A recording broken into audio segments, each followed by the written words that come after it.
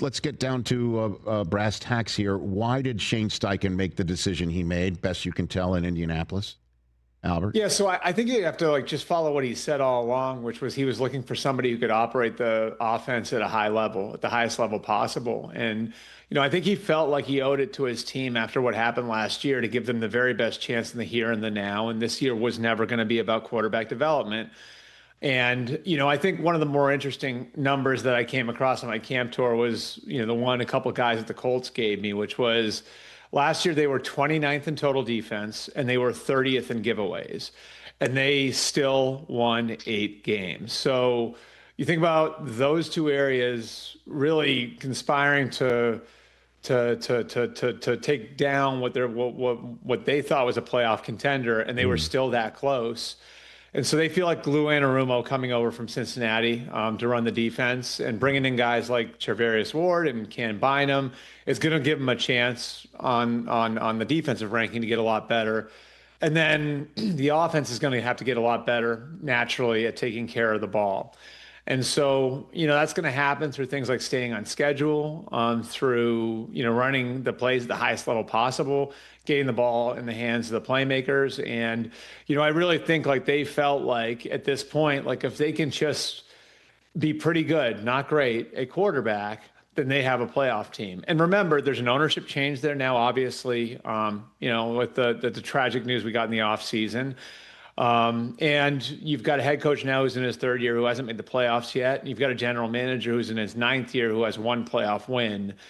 I just think because of all of it, it's who can give us the best chance in 2025. And I didn't ever sense any doubt from anybody there over the last 3 months that was going to be Daniel Jones. If you were talking to people in that building, that's what they were saying. And I'm talking about from start to finish. Well, I mean, and again, Albert, fair or not, Brian Daboll being on a hot seat in New York, New Jersey area, was in large part to the fact that they weren't winning enough games, as we know, and that is maybe on Daniel Jones's plate considerably, and that's now the guy that the Colts are saying, we're going to go with you instead of the kid that we drafted in 2023, 4th overall, who came into the league without a lot of experience and needs the experience to actually prove something. Yeah. So and again, Derek Jackson, his agent, telling ESPN that trust is a big factor and that's at best questionable right now. I kind of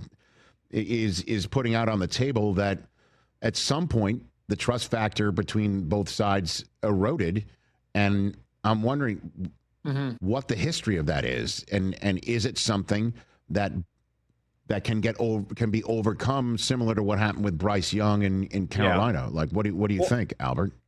I think that was the whole argument for starting with Richardson, right? Like, and I think that was sort of some of the internal discussion there was, well, if it's close, right, or if they're even, maybe it's easier to go to Anthony knowing that we can just pull the ripcord on that and go to Daniel Jones whenever we want, other than the other way around. It was always going to be harder to go from Daniel Jones to Anthony Richardson than go from Anthony Richardson to Daniel Jones.